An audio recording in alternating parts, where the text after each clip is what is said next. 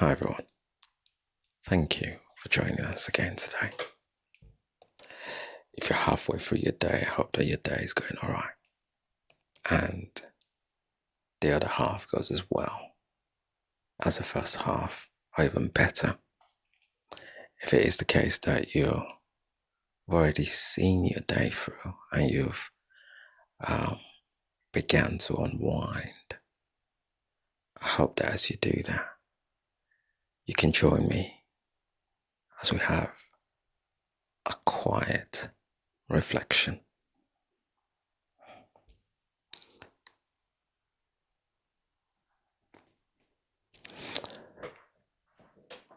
How many times have you found yourself questioning the emotions and feelings that's going through you? How many times have you sat there and think, am I actually going insane here? I can't see what's wrong, but something tells me everything is not okay. The thing is, the one that seems to affect us the most are the ones that are often tied by negative experiences. That feeling of sadness. You're feeling sad, but you're not entirely sure why. Sometimes it's hard to trace it back to its source, possibly because we don't have the time to. And by saying that, I mean we are so busy dealing with life that we kind of brush things off.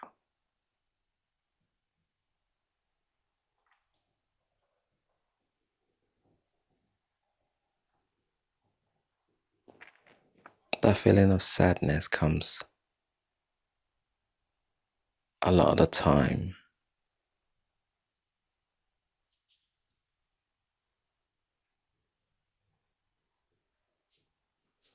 from loss, failure to achieve something, especially when you had so much hope and expectations placed on that. Loss in the sense of maybe it is that relationship you've worked so hard for, or a family member that's just not with us anymore, or they've just moved to a different part of the planet that is almost impossible to see them like you used to. The loss is as a result of the bond and connection that you've once shared. Sometimes these are delayed reactions, possibly because you've prepared yourself for this moment to come. And you've told yourself that's going to be okay. And you've worked with them to kind of pick out the positives that when it does come, you've almost talked yourself out of that. And now it's 3, 4, 5, 6 weeks down the line. For some people, a year down the line, when things begin to change. But we can't always trace back where it comes from.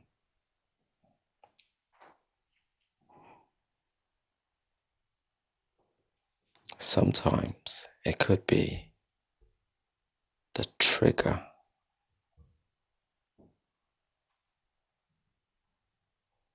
or rather, sometimes it could be that the trigger is that the birthday is coming.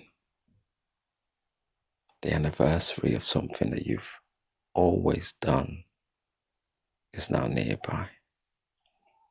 And why you've not been able to tie the things together, because now you accepted that these are not going to happen anymore.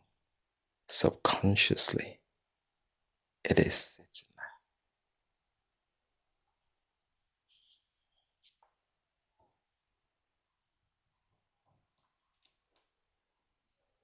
the feeling of anticipation and anxiety is one that a lot of people also struggle with.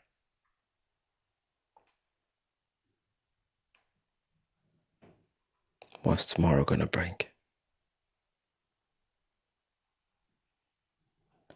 How about if everything that I have laid out today for that job interview, how about if it doesn't quite pan out that way?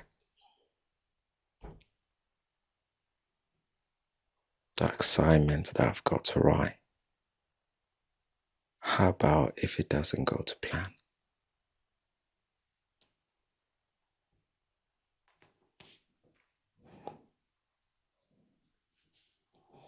I'm meeting up with this new project, and the people that are meant to be running it with me, how about if they don't buy into my values and the role in which I'm meant to be playing as a leader, as a partner?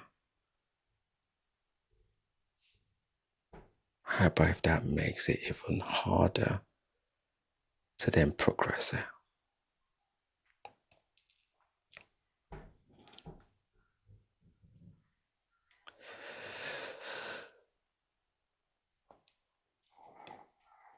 For some people, they would say you only have anxiety when things are not going right. You only have anxiety and worries when you're not established. But is that true? Because it happens, the evidence so far shows us that it happens on every level. If you're somebody that is already well established, you might be able to manage it a little bit better. But the journey and struggles of life still continues. For some people, it takes a lifetime to be able to arrive at that position where you're like, you know what? It makes sense. But that question still lingers. Is it real? Is it real? Or is my mind playing tricks on me? Some of us were trained and brought up to believe that if you can't see it, then it isn't real. Those emotions that you're feeling is because you're built differently.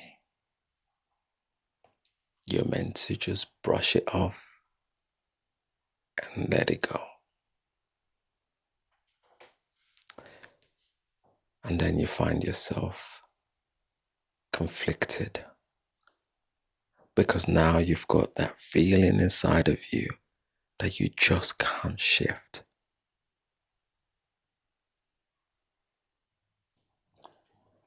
But you're fighting to make yourself happy and just get on with it because that's all you've ever known.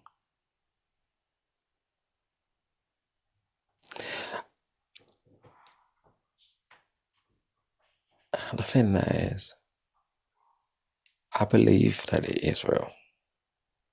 That feeling of sadness that comes with experiences of loss, because it means that there is a part of you that would never regain that experience you used to have with that person, with that thing, with that department.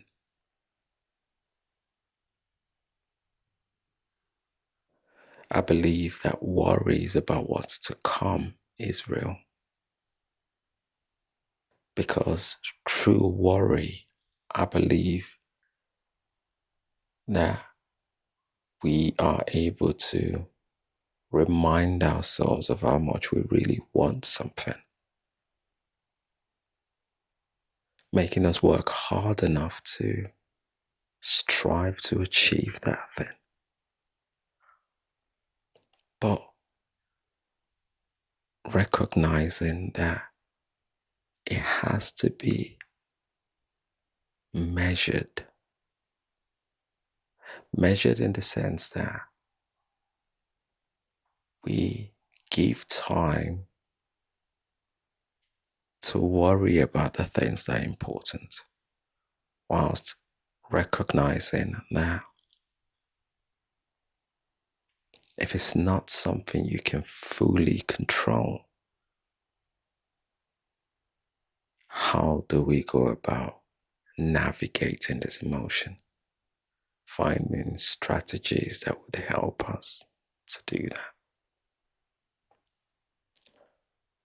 The worry about that job, the worry about that relationship that's not quite working to plan, to worry about that network of people or project that you're picking up, those are genuine because it is stepping into the unknown.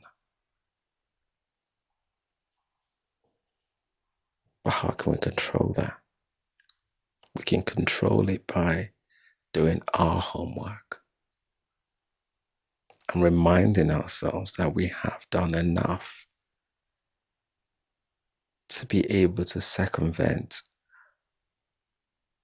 a lot of the possibilities in terms of what could go wrong, whilst also allowing ourselves room to say, we're going to grow from this experience. So you asked, is that feeling that I'm feeling, is it real?